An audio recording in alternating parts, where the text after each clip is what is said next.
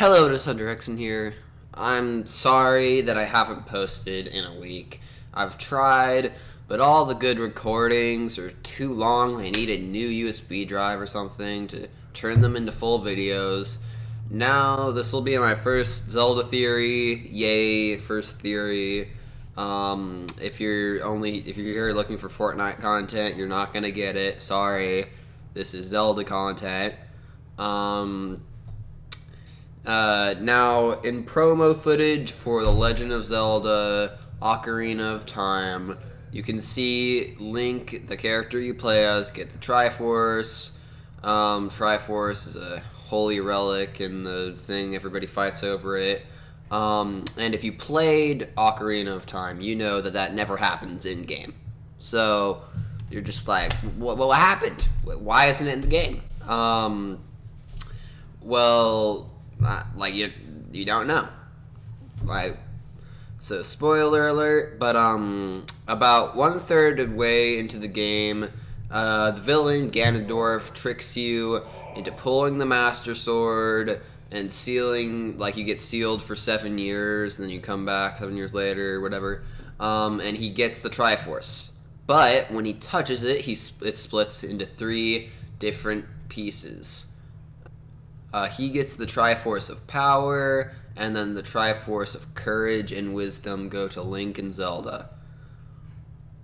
So, maybe in an old draft of the game, instead of Ganondorf, Link goes into the Sacred Realm and splits the Triforce, giving him the Triforce of Courage, and then Ganondorf and Zelda the Triforces of Power and Wisdom. So, that's it. Well, we need to find out where he is when he gets the Triforce. Now, if you play the game or you've watched some videos on it, you know that the Triforce was within the Sacred Realm.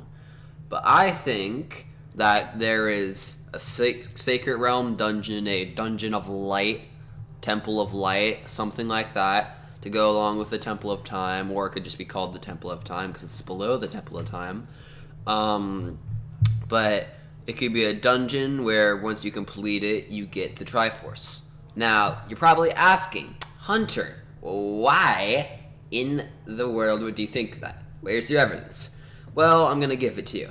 So, in the game, whenever you beat one of the dungeons in the game, you get either a spiritual stone or a medallion. But, once you pull the Master Sword, sealed in 7 years, Rauru, one of the 6 sages, gives you the Medallion of Light without you having to do a dungeon. No dungeon. And due to the fact that he is the only sage without his own dungeon, I mean, unless you count Zelda, just doesn't make sense unless they planned for there to be a light-themed dungeon in the Sacred Realm. But for some reason, time constraints, they just couldn't get a good idea for a boss or something. They cut it from the game. Never made it. Something like that.